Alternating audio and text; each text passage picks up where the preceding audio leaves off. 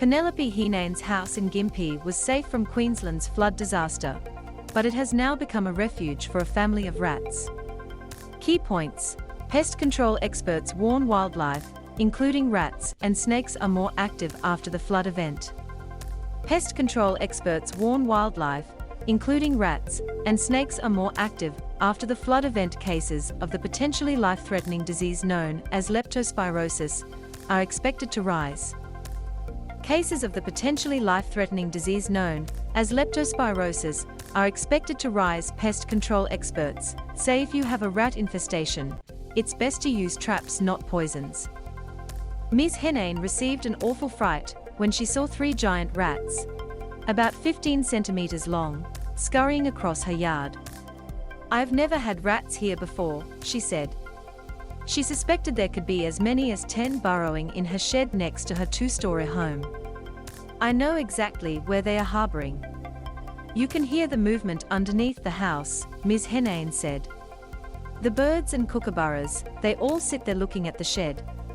We all know what's under that shed because that shed never used to be as noisy."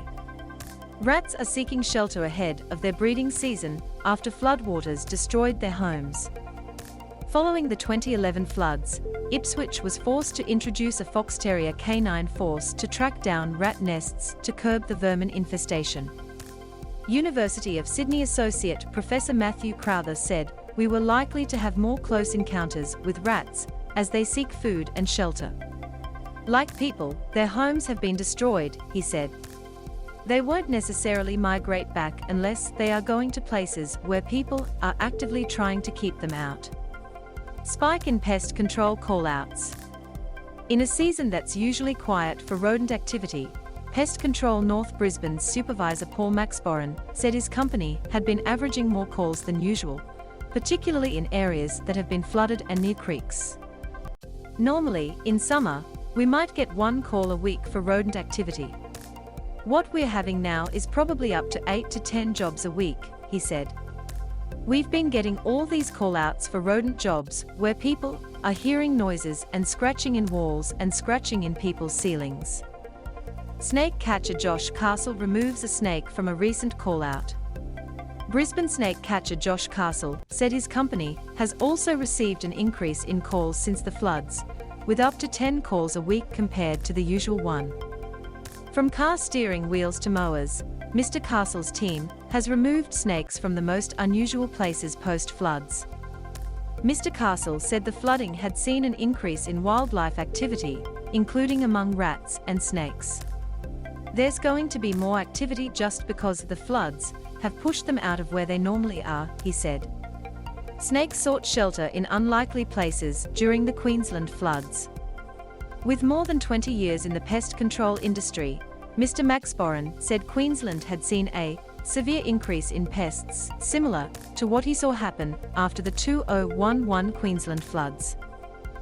"The last number of weeks with the floods, lots of rodents and mice and so forth have been coming indoors because of all the heavy rain," he said.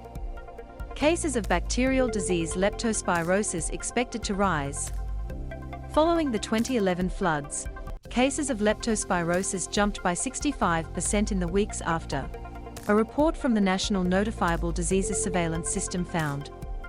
The bacterial disease can be life-threatening and spreads by the urine of infected animals, primarily rats and mice. University of Queensland Associate Professor Simon Reid said it was likely Queensland would see a rise in cases again. "It's very uncommon to get major flooding and not see an increase," he said. Leptospirosis can be found in water and wet soil after floods and enters the body through open cuts and wounds.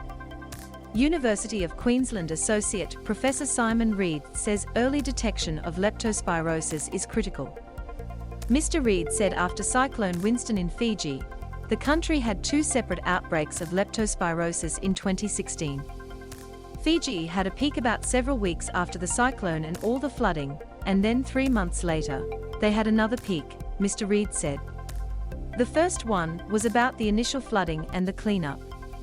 The second one, I hypothesize, was due to the delayed effect of the disruption of the rat population. He said Australia's health system was well equipped to manage leptospirosis, but early detection is crucial. Symptoms for leptospirosis include fever, severe headache, sore muscles, chills, vomiting and red eyes. What to do if you have a rat problem? As we head into colder months, Mr. Maxboran said he expected a busy rodent season leading up to their breeding season. Mr. Maxboran said to avoid a rat invasion, do not leave any food sources, such as food scraps and dog food, outside at night. Try and put as much of the food source away as possible. You will restrict the amount of activity, he said. University of Sydney Associate Professor Peter Banks said the heavy rain event would have dented the rat population, but the survivors will be seeking new, dry homes.